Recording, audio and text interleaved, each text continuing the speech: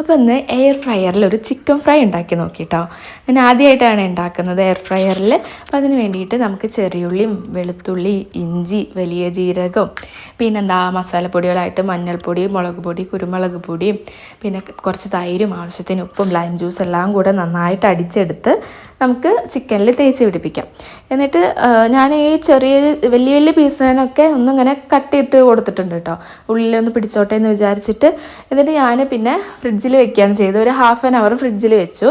എന്നിട്ട് ഈ ഒരു ബട്ടർ പേപ്പറാണോ എന്താ അതിന് പറയാമെന്ന് എനിക്കറിയില്ല. ഈ പേപ്പർ നിങ്ങൾ മാക്സിമം യൂസ് ചെയ്യുന്നതാണ് കേട്ടോ നല്ലത് എയർ ഫ്രയർ യൂസ് ചെയ്യുമ്പോൾ. എങ്കിൽ പിന്നെ ആ ഒരു എയർ ഫ്രയറിൻ്റെ ഉള്ളിൽ പെട്ടെന്ന് നാശമാവില്ല, പെട്ടെന്ന് ഇങ്ങനെ വൃത്തികേടാവില്ല. അപ്പോൾ ഞാൻ 180 ഡിഗ്രിയിൽ 30 മിനിറ്റ്സാണ് ടൈം സെറ്റ് ചെയ്തത്. അപ്പോൾ നമുക്ക് ഈ ഒരു ഇമ്പെക്സിൻ്റെ എയർ ഫ്രയറിൽ നമുക്കിങ്ങനെ ആ സംഭവം ആവുന്ന ഇങ്ങനെ കാണാനായിട്ട് പറ്റും കേട്ടോ. ഞാൻ വേറെ ഉള്ള അധികം എയർ ഫ്രയറിലും അങ്ങനെ ഒരു സിസ്റ്റം കണ്ടിട്ടില്ല. അപ്പോൾ ഞാൻ ഒരു ഭാഗം വെന്തപ്പോൾ മറ്റൊരു ഭാഗം കൂടെ മറച്ചിട്ടിട്ട് പിന്നെ എയർ ഫ്രയറിൽ തന്നെ വെച്ചു കേട്ടോ.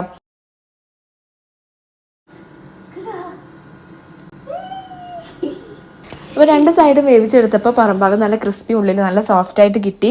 ലെഗ് പീസ് കഴിക്കണ വീഡിയോ ഒക്കെ ഞാൻ എടുക്കണം എന്ന് വിചാരിച്ചായിരുന്നു. പക്ഷേ ഏട്ടൻ വന്നപ്പോൾ ലെഗ് പീസ് അടിച്ച് മാറ്റി, പിന്നെ എനിക്ക് കിട്ടിയില്ല.